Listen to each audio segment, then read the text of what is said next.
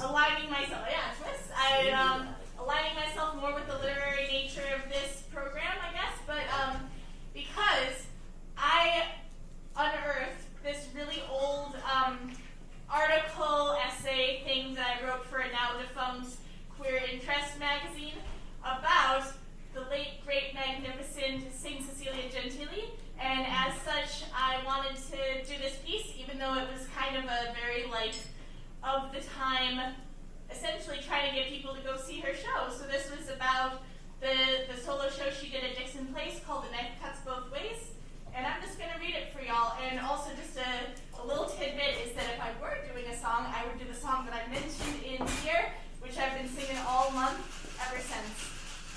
But yes, so this is that, and I will do a trigger warning for, of course, death, and then the kind of societal, like you were saying, Jeanne, kind of the societal grief and trauma surrounding transness, but also, of course, resiliency and the beauty of community, which is also applicable.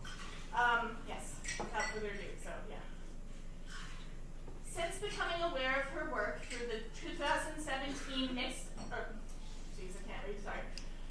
Since becoming aware of her work through the 2017 Live Ideas Mixed Messages Festival, I have been an avid admirer of Cecilia Gentili. The Mixed Messages Festival, which explored the idea of a world without binaries across gender, politics, theology, sensory perception, and race, included a panel on transvisibility. Ms. Gentili spoke about how the narrative of her life as a trans person rarely aligns with what is seen as respectable for trans people, due to her citizenship status and proud career as a sex worker, and thus her identity is under scrutiny. She elaborated, saying that when she is given a platform as a trans storyteller, it's often under the condition that she tell the sort of stories that the dominant culture wants to hear, as opposed to them accepting the truth of her experience. People want to learn about the pain of being trans. You're not going to hear it from me. If you're looking for that, or for that story where I'm like, oh, she suffers a lot, but then she puts in some effort and conquers the world, that's not interesting for me to say. And if you're going to open a space for me to tell my story, let me tell my fucking story. Thankfully, through her show, The Knife Cuts Both Ways, produced as part of Dixon Place's Hot Festival, her fucking story could be told and received by adoring audiences ready to listen without respectability policing. The common thread Cecilia wove throughout her stories were the recollections of her grandmother, an eccentric, supportive maternal figure who encouraged her to risk ridicule and shame in order to live the best possible life. The first story was about how Cecilia was taken to the principal's office to be reprimanded for using a girl's bathroom.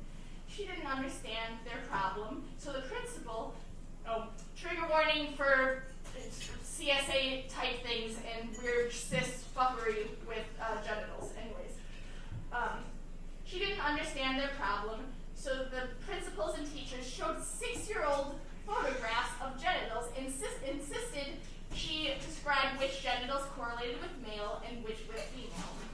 Since Cecilia knew she was a female with a penis, and due to the commonplace nature of UFO sightings, Cecilia figured she must be an alien from a planet where women are the ones with penises. Thus, when Cecilia told her grandma, her grandmother didn't question it, and instead took her outside to the field and pleaded with her for her alien family to come pick her up. When no one came, Cecilia's grandma assured her, "Don't worry, someday you'll find your people." Another story Cecilia told of her grandma assuring her that Cecilia told of her grandma assuring her that it's worth the danger to live truthfully as a woman. Oh my god, I'm sorry, I can't read my writing. Another story Cecilia told of her grandma assuring her that it's worth the danger to live truthfully as a woman was when Cecilia was assigned New York as a place to do a presentation on for a show and tell talent show at her school. Cecilia's grandmother utilized the opportunity to help Cecilia break into her aunt's closet and steal clothes and wigs for Cecilia to dance in. Cecilia was faced with so many wigs she didn't know how to choose which one. So Cecilia's grandmother said to go for the one that speaks to you. She picked up a Farrah Fawcett-style blonde wig and put it on her head, saying, "Grandma, it's beautiful." Yes, You are, her grandmother replied. On the eve of her talent show, Cecilia expressed fear to her grandma, saying that the other kids will surely laugh at her. Cecilia's grandma didn't attempt to convince her otherwise, and instead encouraged Cecilia to do it anyways, saying, "Someday you'll be in New York, doing this and laughing at those who judged you." While looks of horror and disgust spread across the faces in the audience, Cecilia's grandma cheered praise and looked with love as Cecilia did the provocative disco choreography in an outfit they created, complete with earrings hanging from a bra like the nipple tassels. Cecilia spoke of how, as soon as she could, she made a pilgrimage to the closest gay bar she knew of in order to find her people.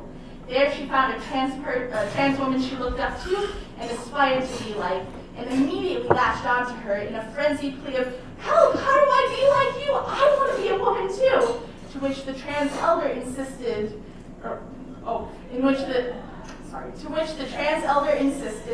Cecilia calmed down and replied something to the effect of, "If you choose this life, I can assure you 3 things. You will do drugs, you will turn tricks, and you will die young. Do you still want to do this?" Cecilia responded first with fear, but then returned to her trans mother with determination that even if it means dying young, she would prefer a shorter life as herself than a long life hiding her truth. This interaction is especially indicative of how the story of Cecilia's life differs from the narrative dominant culture's demands of trans people.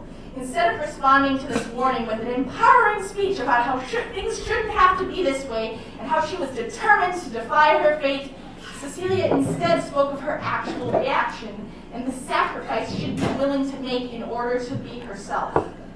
Yet Cecilia never dwelled on the tragedy of her transness as she would have to do in order to tell her stories in dominant cultural spaces or to be taken seriously in legal settings. Between stories, Cecilia projected an image of her appeal for citizenship and a pre-recorded audio narrating the traumatic stories of being a trans person in Argentina.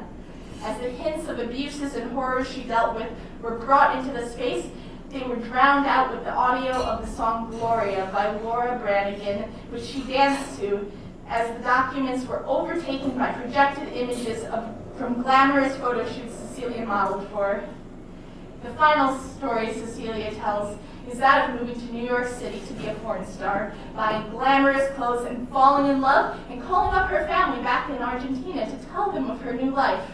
Her grandma clarified, "You're living in New York, and you're with your people, and you're living as a woman?" "Yes, Grandma." "See," says Cecilia's grandmother, "I'm always right." As Cecilia took her bows after the final scene breaker of her reading, the documents awarding her citizenship, she immediately welcomed to the stage her collaborators. Cecilia utilized the telling of her story to champion other trans artists, namely photographer Serena Jara and fashion designer Gogo Bram. Their art is an intrinsic part of the staging of this show and was displayed in the gallery of the venue leading up to the performance space. Their symbiotic work can also be seen through a companion piece scene which tells additional stories from the show. Thus, The Knife Cuts Both Ways serves to further prove what Cecilia and most other trans people know, that the stories that best represent us are often the same stories that the dominant culture attempts to silence. Truth is often more valuable than adhering to others' notions of respectability, and oftentimes the best way to tell such truthful stories is by making work both with and for other trans people. The end. Also, I'm going to repost this piece, and it's going to have the zine. So I'm going to have the zine in the link in my bio shortly.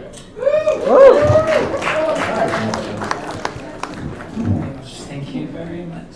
I saw that show at Dixon Place. It was really wonderful. I think about it whenever I hear the song Gloria, which is a banger. Yeah. No, I've seen Cecilia perform many times. She's one of the first people whose spoken word performances I saw when I moved to New York back in 2016. I was like, I remember when I saw that, I was like, wow, this makes me think that being trans is cool. It is cool. Yeah, no, I mean, I guess I thought it was cool before, but it was like cool in a different way. Like maybe I could even, like even being a trans woman is cool.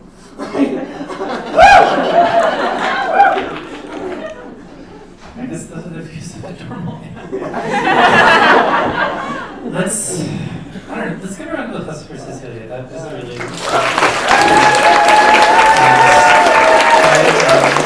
grateful that it sounds like a fantastic burial at St. Patrick's Cathedral, so good that the Catholic Church had to pull out a whole magic spell to stop it. Look at those guys. Wow. Look at the Catholic Church. So bad. Let's have a round of boos for the Catholic Church.